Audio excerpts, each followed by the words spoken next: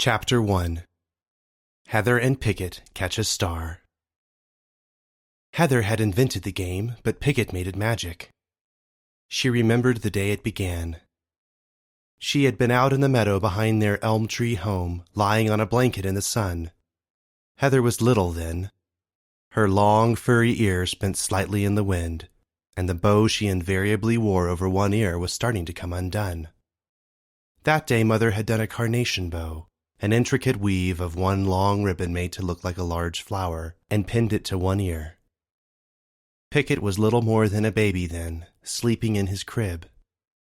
Heather had gathered several sticks and was thinking hard about them when a powerful gust of wind almost knocked her over. The gust finally loosened her bow, which came down in a tangle of scarlet ribbon, draping over the sticks she held.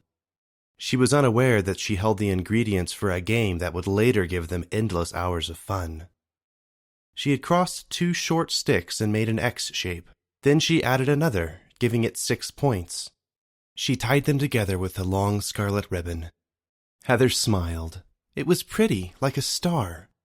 The end of the ribbon trailed back a few feet, and she considered wrapping all of it around the bound pointed sticks. But she stopped suddenly, and the wind picked up again as she tied off the ribbon around the star at its center, leaving its long scarlet train to flap in the breeze. She stood, holding her small invention aloft, smiling wide. With barely a thought of why, she flung the toy as hard as she could. It sailed through the air like a shooting star, the ribbon trailing a scarlet wake.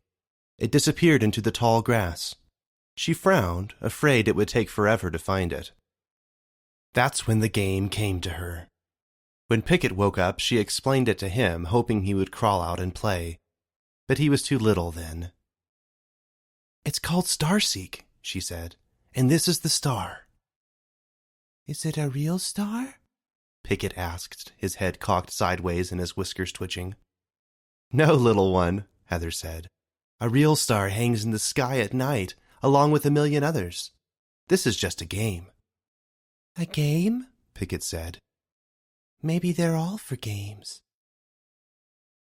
Now that they were both older, Heather near maturity and Pickett not too far behind, the two of them had played Starseek hundreds of times. It had been fun to play alone for a little while, but that got old pretty quickly. So Pickett had played, with Heather's patient instruction, from the time he could walk. Now he was older, and, as much as Heather hated to admit it, getting as good as her at the game she had invented. He had a keen eye and was agile on the ground. She was faster. She could still beat him in a straight-run race, but he was quick. Today she was in danger of losing every match. But it wasn't over yet. Pickett flung the star, and it sailed, red ribbon against blue sky, far into the meadow.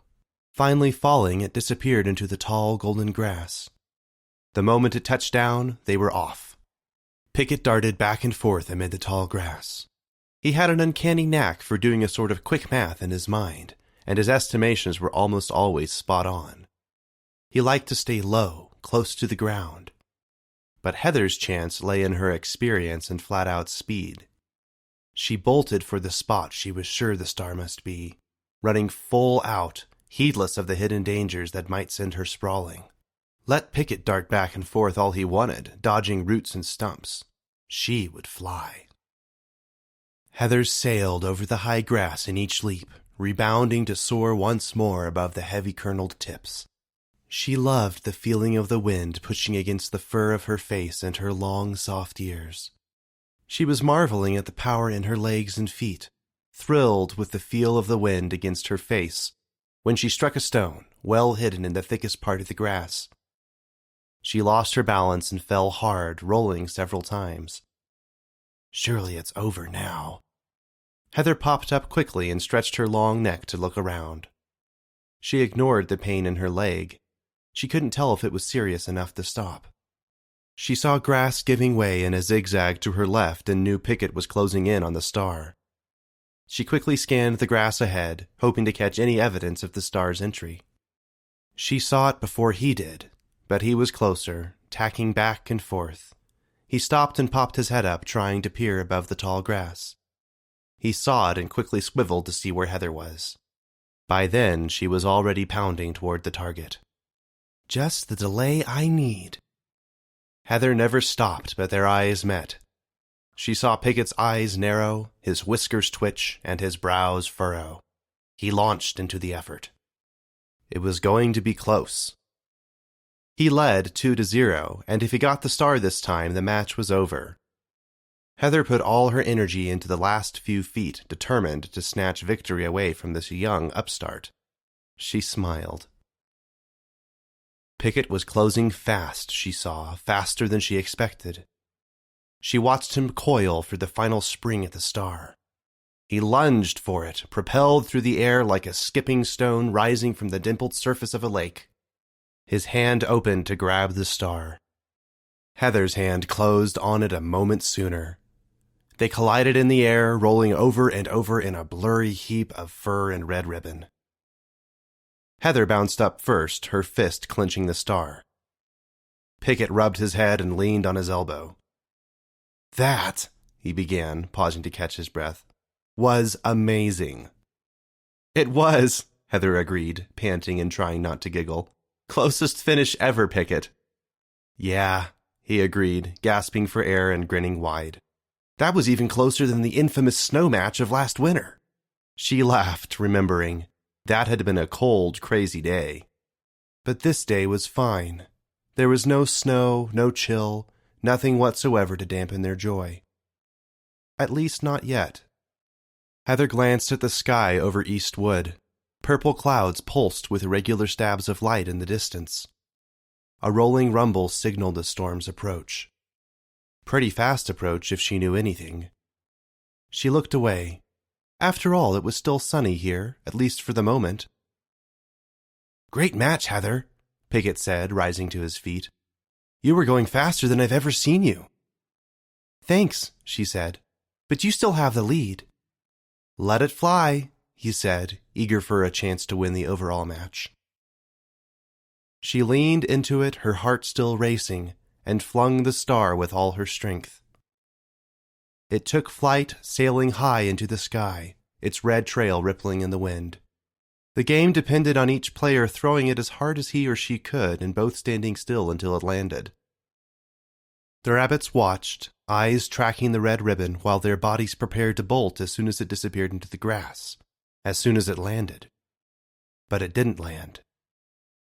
The breeze caught it up and it sailed wide to their right and stuck high in the branches of the old maple tree that bent on the edge of East Wood. I can't believe this, Pickett said, kicking a stone. Thunder boomed in the distance. Let's go see if we can get it, Heather said. Pickett frowned but followed behind his sister. They weren't allowed to go past this tree to the east. They could go into Westwood, sure, but Father had strictly warned them never to go past this maple tree, never to come a step closer to East Wood. He had also told them to run full speed back to the house if they ever heard anything whatsoever from the eastern forest, even as small as a twig snapping.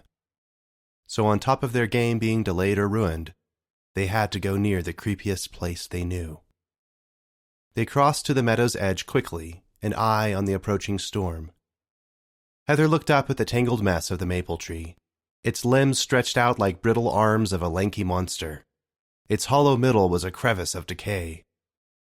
It was a young tree, nowhere near as big as the wide elm the rabbits made their home in. But the monster maple was dying. This seemed wrong to Heather, but Father had confirmed it. Yes, it's a very young tree, but it won't last more than 2 winters. It's doomed, he had said while walking with them last year in the spring. Just like everything in the East. It used to be alive and beautiful, but now it's bent, dangerous, and dying. Heather had felt a chill as he had said this, a rare display of sadness by their father. But come to think of it, Heather thought she could see this more and more in him. Was Father getting sadder, or was she just getting old enough to see it? She hadn't asked him then, or since, the questions that continued to bubble up in her mind. Where are we from? Why did we come here? She knew that Father was from the East and that none of Mother's family still lived in Nick Hollow. But any time the subject of their moving to Nick Hollow, far away from almost everyone, came up, her parents grew sad, grave and silent. She had learned to leave those questions unasked. They reached the roots of the maple tree and stared up at the tangle of ribbon that surrounded their star. "We could make another," Pickett said, looking from side to side. Heather knew why he was nervous. "That ribbon isn't so easy to find, Pickett," she said. "We can get it if we work together." "You know I'm scared of heights," he said. "There's no point in teasing me." "I'm not teasing you," Heather said, snapping back. "I just think you need to get over it. We're not that far away from being old enough to be on our own, Pick." "I'm sorry I can't be as grown-up and brave as Heather the Magnificent," he said. "Let me boost you up," she said, fighting off the urge to really sting him with her words. She cast an uneasy eye at the forest, which lay just a few yards away down a gentle slope. She found a good spot and folded her hands together, making a place for Pickett's foot to step up and reach the lowest limb. From there, she knew he should be able to reach the next limb and climb up carefully to reach the star. She watched him hesitate, first glancing at the wood with a wince, then looking up fearfully at where the star was stuck in the branches. Beyond the branches, the blue sky was turning to purple as charcoal clouds turned above. Heather could tell he was embarrassed, that he was fighting off the urge to run away. She felt nervous as well. This lanky monster of a tree had their star in its heights, and had looked determined to trap them in its branches. The sky thundered suddenly, an ominous, brooding doom. Heather felt panic growing inside of her. "It's nothing," she said aloud. "I'm not afraid of this." But she couldn't finish her defiant words. A bone-rattling boom ripped open the sky, sending a jagged javelin of gold crackling down. The rabbits were knocked back as lightning struck the maple with a deafening crack, followed by a spray of sparks and shards of bark. Lightning ripped through the limbs, circling the brittle trunk of the maple in a braided tangle of fire. Heather got to her feet, dazed. Her vision cleared. She looked up. A huge limb, one of the monster maple's bending arms, heavy and ablaze, cracked off and hurtled toward them. She stole a panicked glance at Pickett. Pickett was on his back, eyes closed. He wasn't moving.